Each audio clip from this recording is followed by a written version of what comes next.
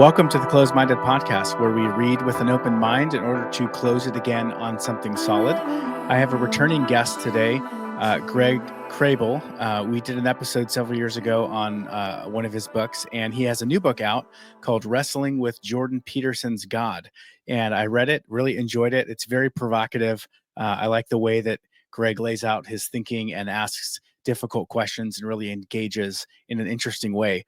So I look forward to talking through that with him. But welcome to the show, Greg. Well, thanks so much, Seth. It's a pleasure. It's a fun book to write, and I'm glad to have the interaction over it. Yeah. So I guess maybe just for the listener, give a basic overview of what your premise is or what you were seeking to do with this wrestling through Jordan Peterson's God. What were you trying to do?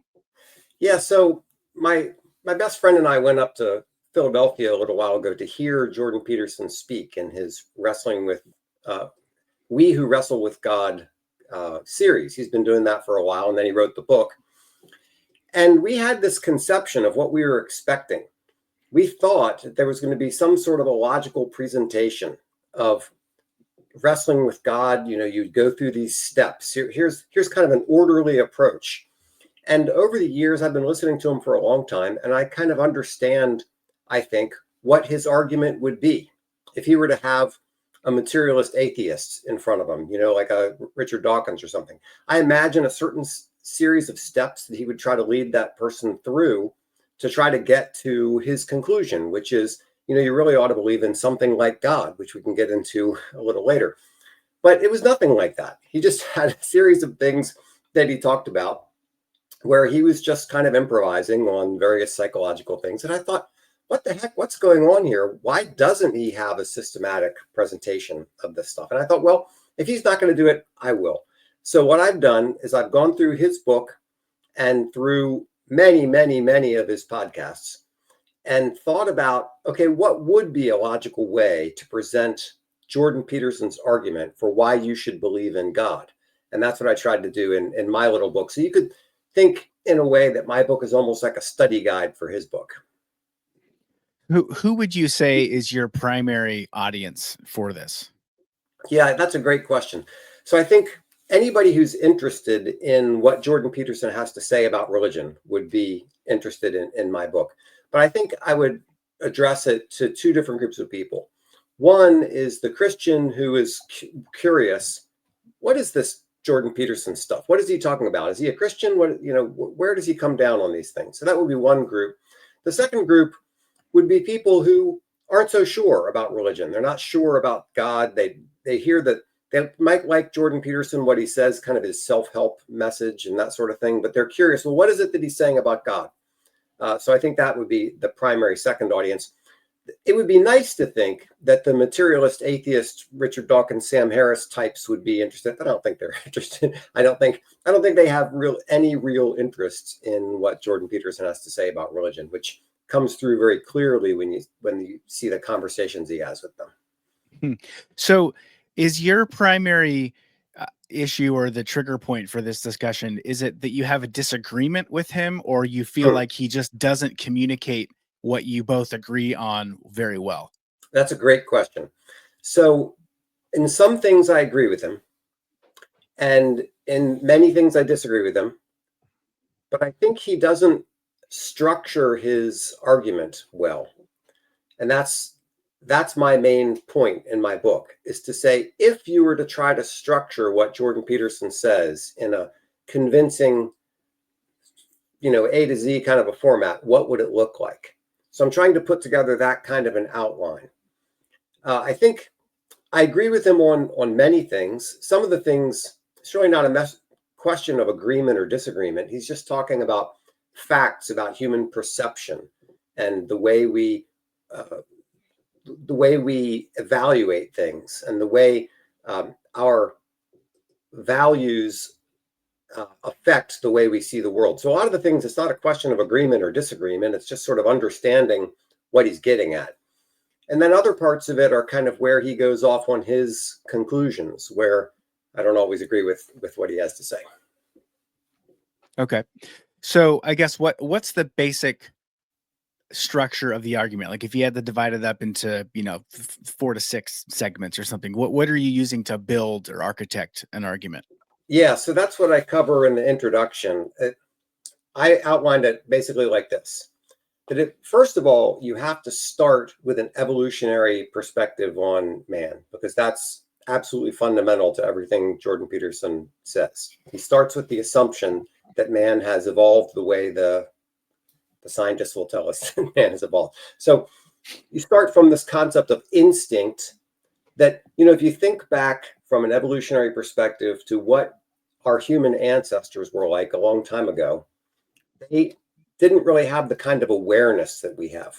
So over time, that awareness or that instincts would turn into awareness, to actual thought about things, where you don't expect some primitive primate to actually be thinking about things. They know things, they do things instinctually, but they don't understand them. So there's this transition from that kind of instinctual behavior to a behavior based on awareness.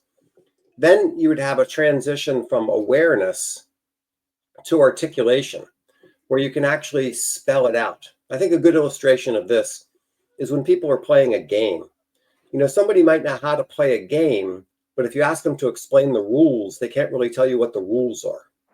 That's another cognitive step, to go from being aware of something and understanding it to be able to spell it out and explain it. And then from that kind of articulation to the ability to express things in a meaningful way, in feelings. And then these things eventually become stories. And if you've listened to Jordan Peterson talk much, story is an absolutely huge thing with him. He thinks everything comes down to stories. And then stories become rituals and practices. And this is where you start getting into the religious side of things, where people start taking their stories and turning them into rituals, into religion, into prayers, into various kinds of things. And then from there, you also have symbols, art, and other things that express this kind of a growing awareness. And then from these rituals and these symbols into moral systems.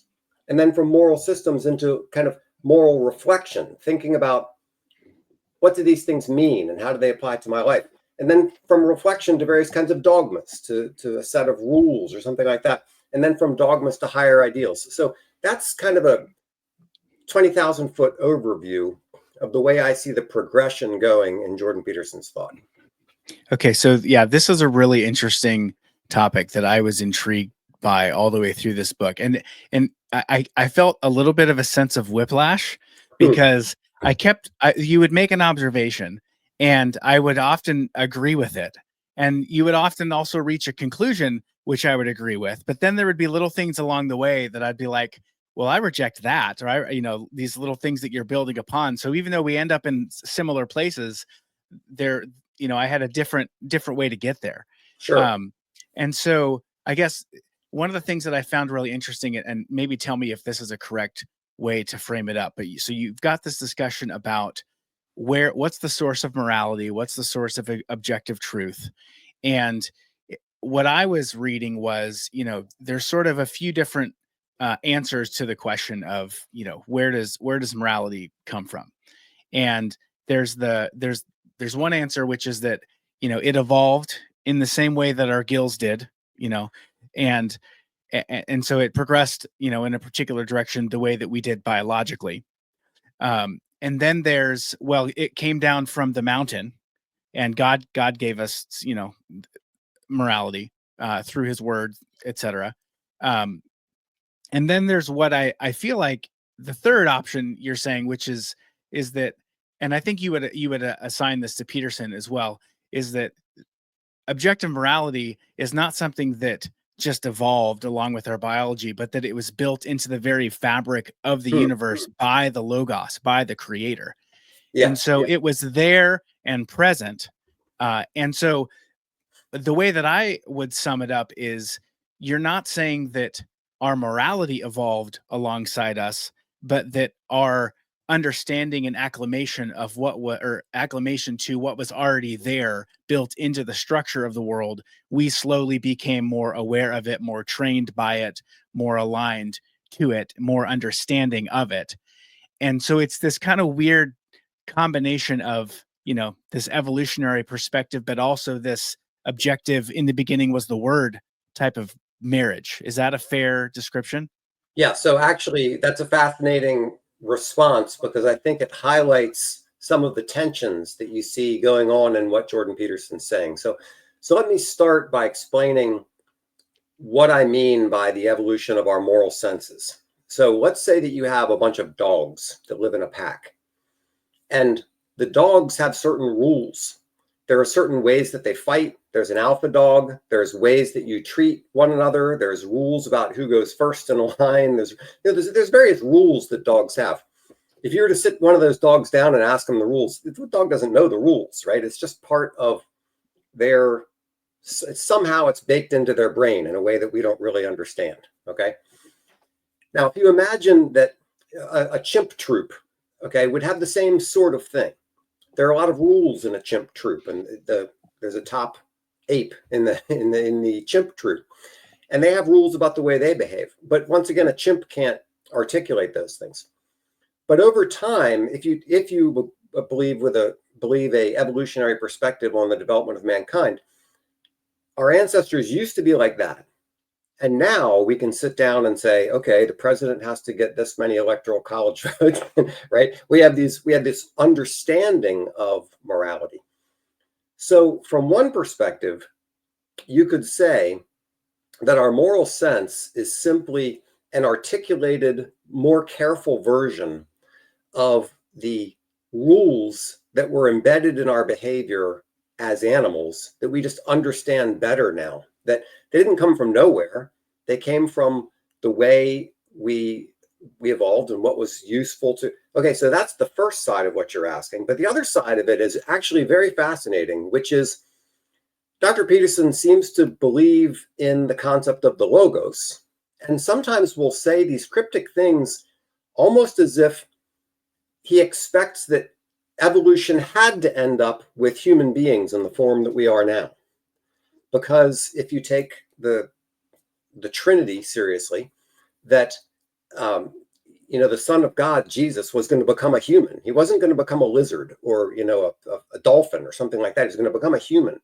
So in a way, there was like this directedness, and you see hints of that concept, this directedness on the moral scale, but also somehow in everything else about the way man has evolved and developed. So there is kind of a duality going on. On the one hand, he's trying to explain from a random evolutionary perspective how these instincts and these attitudes that animals would have would turn into our moral sense, and there's no real mystery there.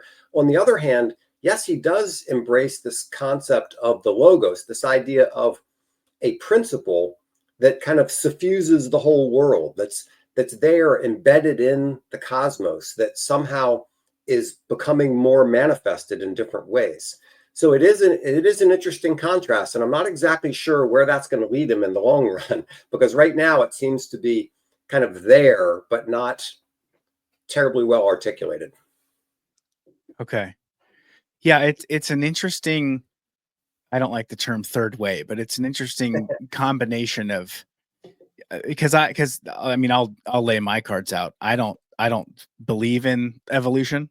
Mm-hmm. And from a variety of perspectives, I've obviously, I think from a, if you're gonna go through the lens of biblical interpretation and exegesis and all that, I think it teaches a 6-day literal creation. But I also think even purely from a scientific perspective, Darwinism is failing on its own terms, Mm-hmm. and that there are challenges to it just within the scientific community that indicate that it can't possibly be true. And there's a famous quote from I'm going to blank on his name. It's somebody you would know, Malcolm Muggeridge, I think, who said that evolution will prove to be one of the greatest hoaxes in history, which I just think is hilarious. Yeah. So if I can just kind of lay my cards on the table about that, I would say that I've never accepted the idea of random mutation plus natural selection results in human beings. That seems to me to be just an absurd proposition.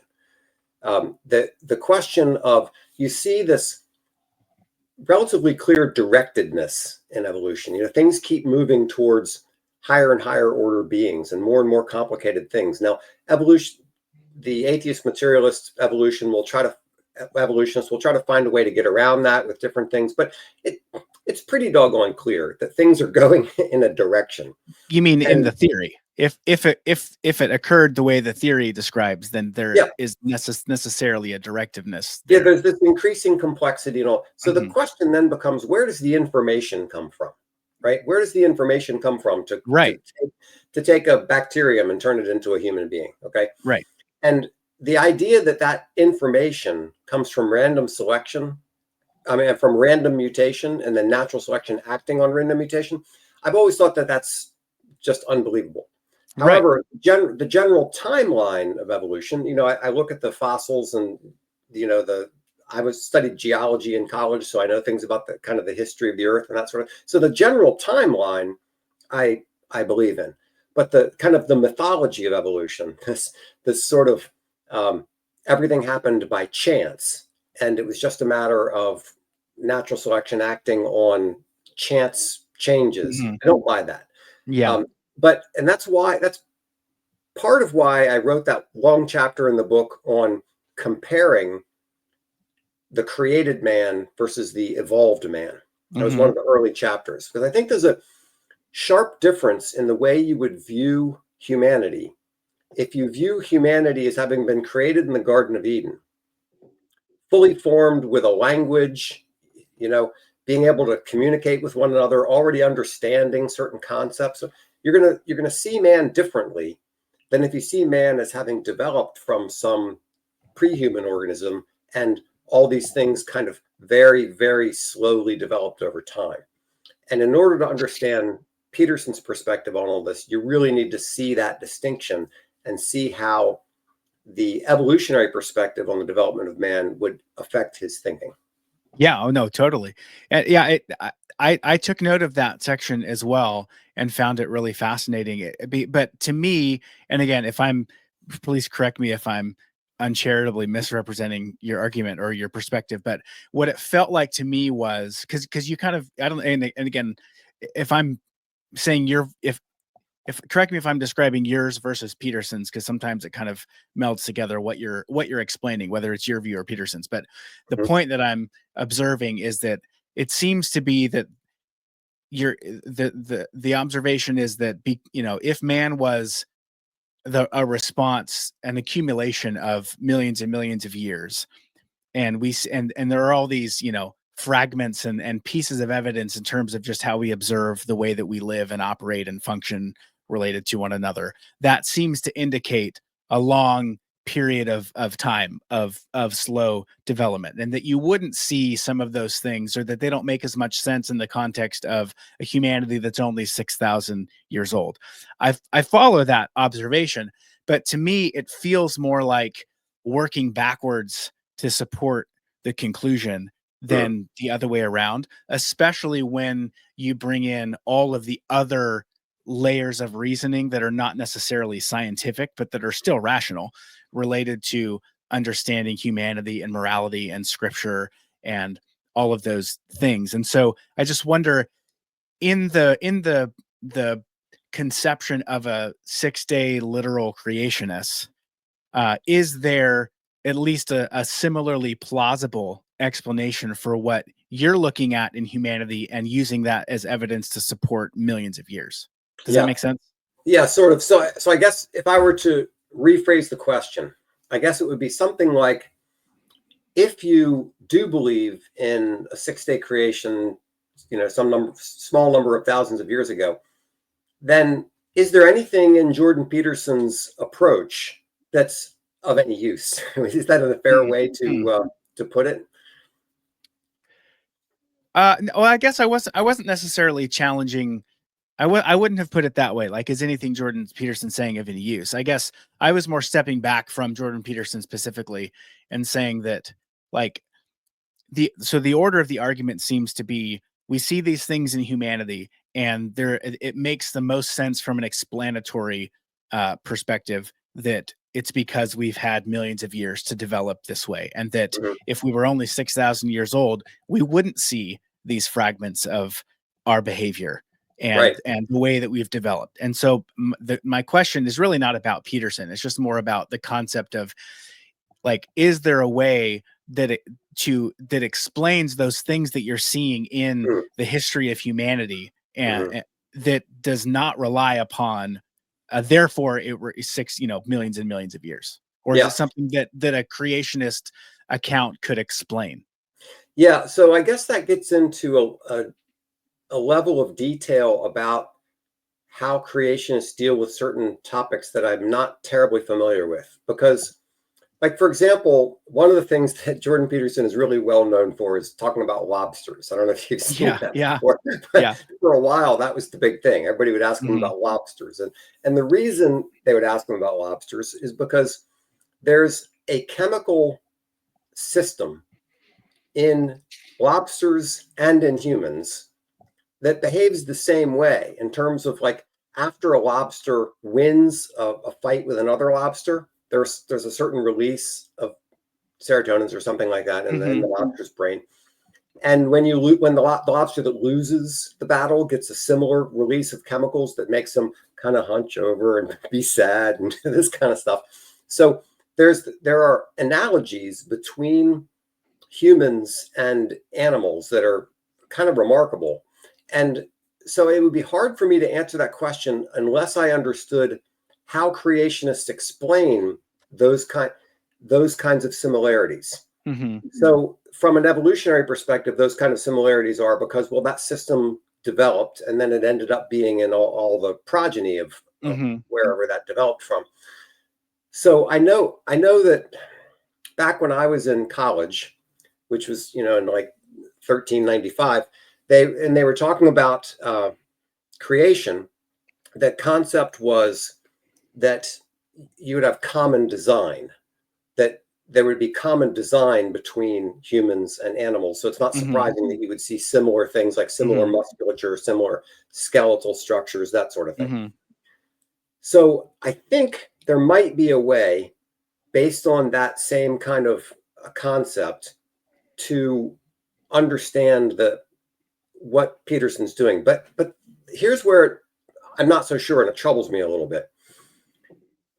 One of the big arguments that Jordan Peterson would have with the materialist atheist sorts is they act as if they can come to the world and perceive things as they are, that there are these raw facts, that they see things and this is the fact and that's all there is to it. Well, perception just doesn't work that way. Perception is a horribly complicated thing, and there's all this data that's being thrown at us constantly, and only a very small portion of it even gets through our sensory apparatus into our brain. A very, very small portion. Yeah, that was a really interesting section. Yeah. I like that. So why how are we picking what it is that we observe and what we see? And that is a incredibly goal oriented process. There's a purpose. You have to have values before you have perception. You have to Mm. uh, so the concept of value and meaning and purpose has to precede the data that we get. In a way, it's sort of like, you're probably familiar with the argument among evangelicals about presuppositionalism. It's almost like presuppositionalism. Your body has certain presuppositions about Hmm. what's important and what's not important. And you're not even aware of things that are outside of that. So our very ability to understand the world assumes a certain set of values and purpose and meaning and other kinds of things. And Right. that's the point that he's always trying to press on guys like Sam Harris or Richard Dawkins and those kinds of guys. Is you think you're starting with facts, you're not. Right. So I don't understand exactly how that same argument would work from a Six-Day Creationist point of view. Mm. It probably could be done, but Yeah. that's a very, very fundamental piece of the pie for Jordan Well, Peterson. and it's to me, it's an Achilles heel of the evolutionist paradigm, because under their approach to understanding the world and human development, you know, natural selection is selecting for survival.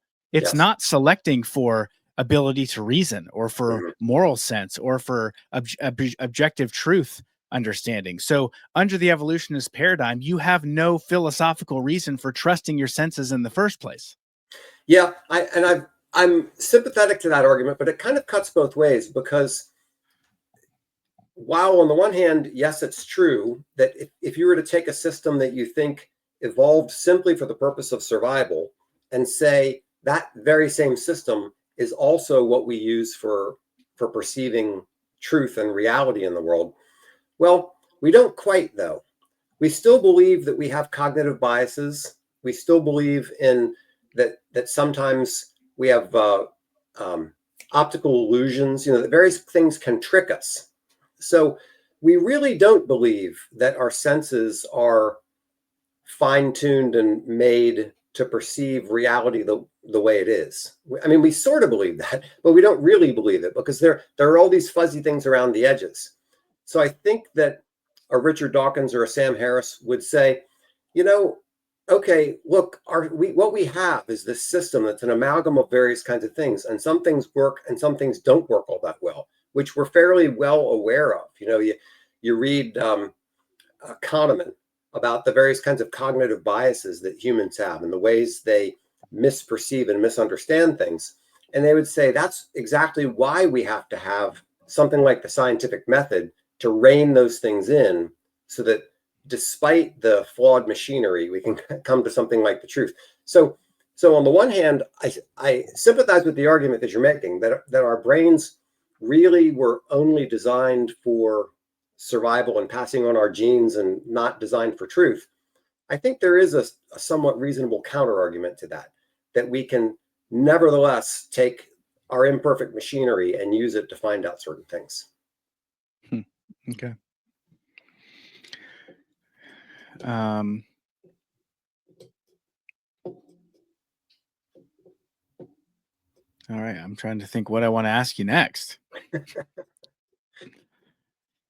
Yeah, that I'm intrigued by that discussion overall. And there's just so many elements to it, like the philosophical, the scientific, the theological. Yeah. So I thought one thing that would be interesting to chat about is two things where I think Jordan Peterson completely misses the boat. Okay. Okay. So one of the things that he's recently been focusing on a whole lot is that he sees kind of when you distill everything down, what is the core value? What's the thing that's most important about the way the human brain works? And he brings it down to voluntary self-sacrifice.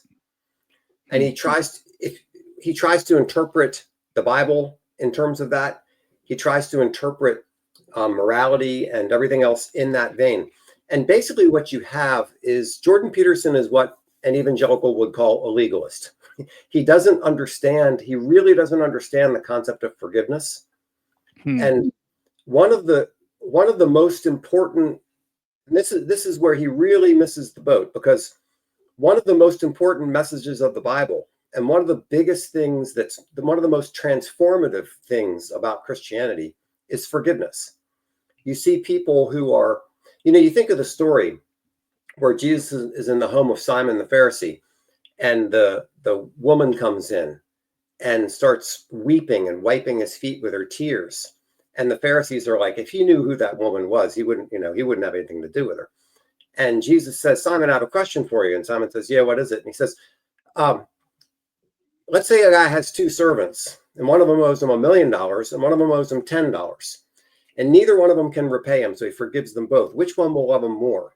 And the Pharisee says, well, I guess the guy who owed him $1 million. And he says, you see this woman here?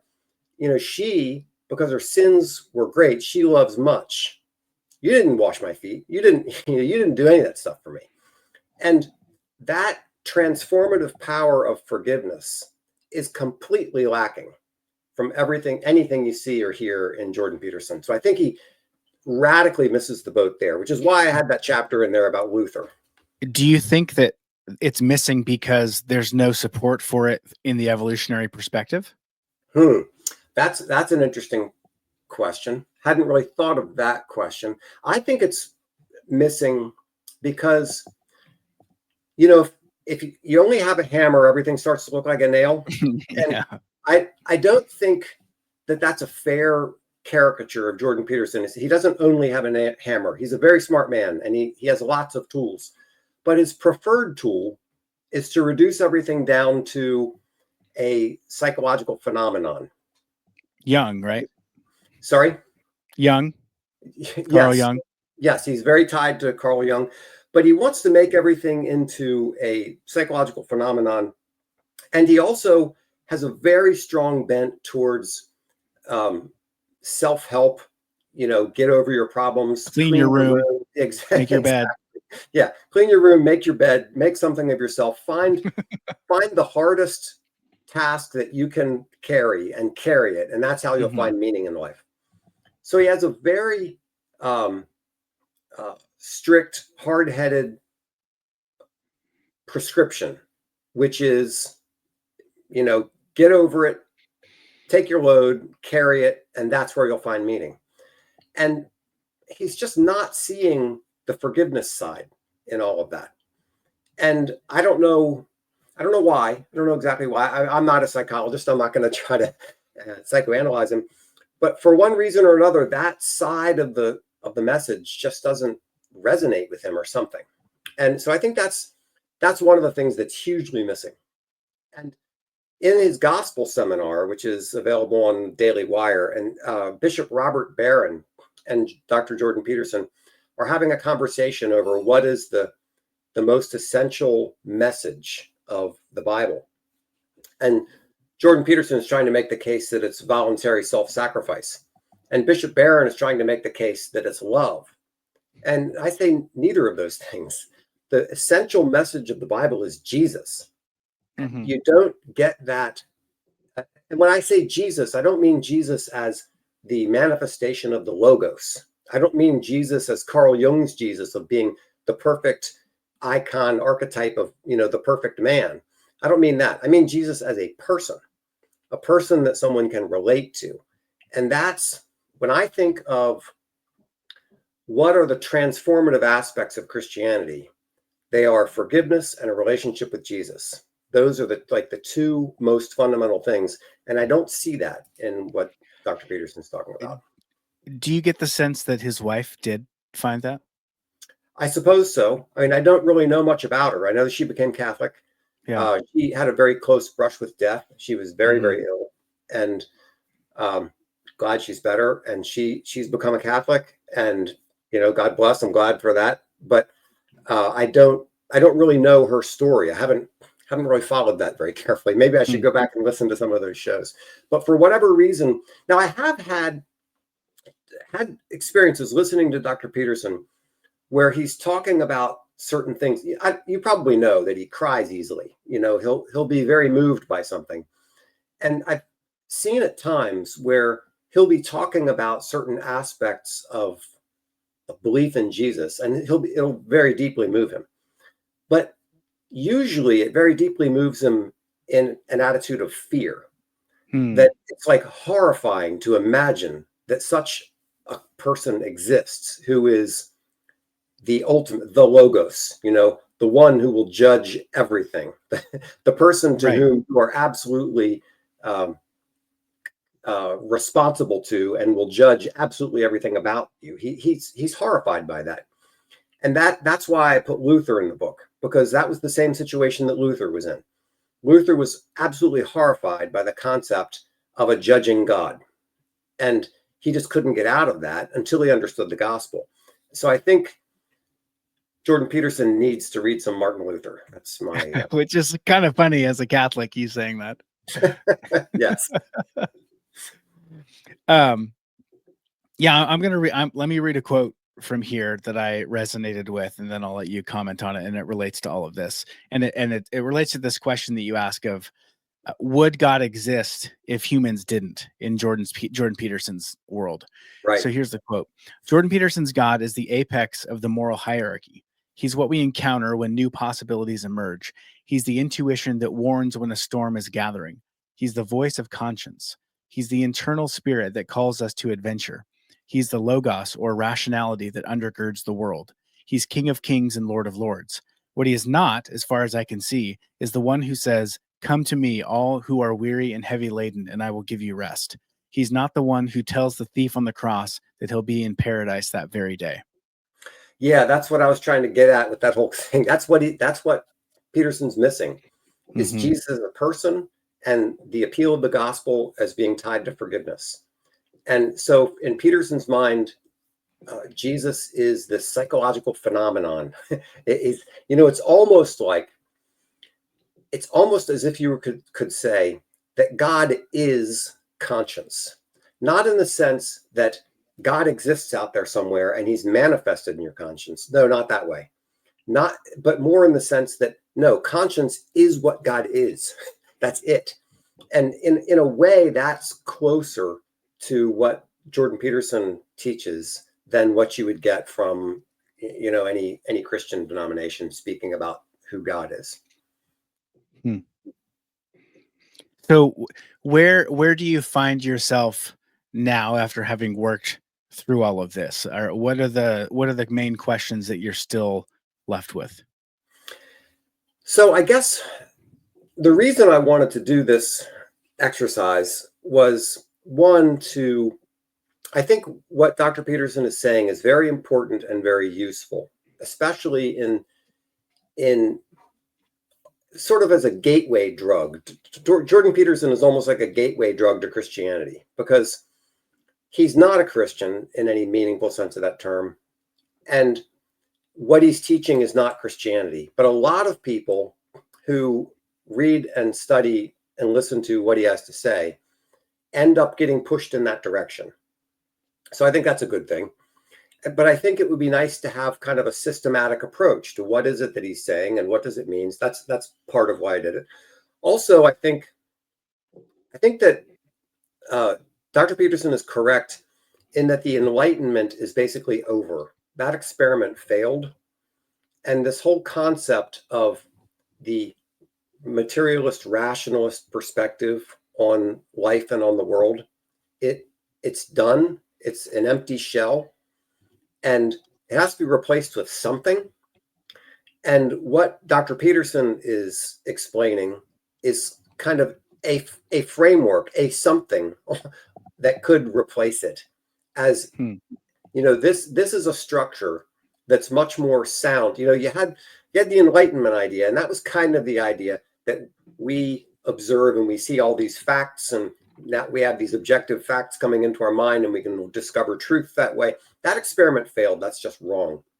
Then you had the postmodernist perspective saying, yeah, that's wrong. We don't really have any facts. We don't understand anything. It's really all a matter of interpretation, and it's a matter of the drive for power, and it's Foucault and all that kind of nonsense, where everything comes down to whatever interpretation you put on things. That's the reality. Well, that doesn't work either. But there's an insight there, which is that our perception and our values do affect the way we understand the world. So what Peterson is trying to do is take the legitimate insights of the postmodernists and say, yeah, you're right up to a point, but where does that lead you? What it leads you to is there really is a fundamental morality out there. There is a logos. There is something that's guiding and directing our perceptions in a correct direction. We need to get in touch with that. We need to get in tune with that. And one of the ways we do that is through archetypes and through the Bible and through, symbolism and all this other kind of stuff. That all those things are like a bubbling up in the human consciousness of this pre-existing rational logos.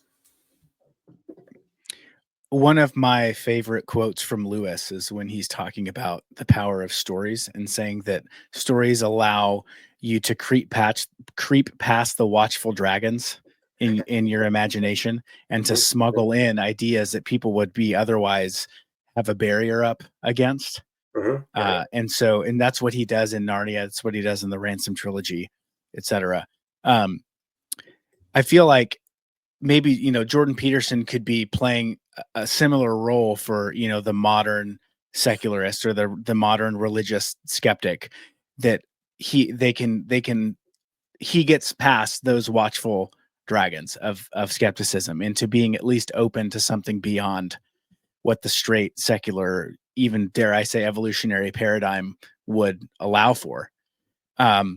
So in your opinion, like who is there standing on the other side of that to help those people along to take the next step into Christianity, into something that's beyond just Jordan Peterson's sort of generic understanding of God? Yeah, that's a great question. I don't know. I'd like to say that Bishop Barron is trying to do some of that kind of work. I think Jonathan Pageau is doing some of that kind of work from an Orthodox perspective. I think there are other people who are taking similar insights to what Jordan Peterson has talked about. John Vervaeke is another one, and kind of pushing things in a certain direction. But the question is, once they understand that and they kind of get past it, once you've broken the false ideas of materialist atheism, and once you start to understand maybe there is something to this religion stuff, and maybe there is something to these concepts of the logos and meaning and purpose and directedness and all that kind of stuff, where are you going to land? I'm not exactly sure. There's a philosopher whose name is escaping me at the moment, who writes a lot about Thomas Aquinas, and he's the kind of guy, but he's not really particularly well known in the public eye, and so you need somebody like that, but you also need people. People aren't going to embrace Christianity without understanding the law and the gospel. To go back to my Lutheran days, you have to understand that you're a sinner and that you need forgiveness. And people aren't going to embrace Christianity and the gospel unless they see Jesus as a person and not as some sort of, all-encompassing logos. So there has to be a strong evangelical component to it. So what somebody needs to do is take the kinds of arguments that Jordan Peterson has very well done. I really appreciate the work he's doing, to put it in a systematic kind of an approach to say, okay, here's the path out of the insanity of modernity, and then get them kind of to the point where they're open to the idea of the actual full gospel and what the scriptures teach about who God is. Mm-hmm. Yeah, that's I don't good. know who that person is. I don't know. I mean, my favorite priest, Monsignor Charles Pope, could certainly do that work, but not everybody knows him. So there's there are a lot. He's probably too busy taking all your confessions. Am I right?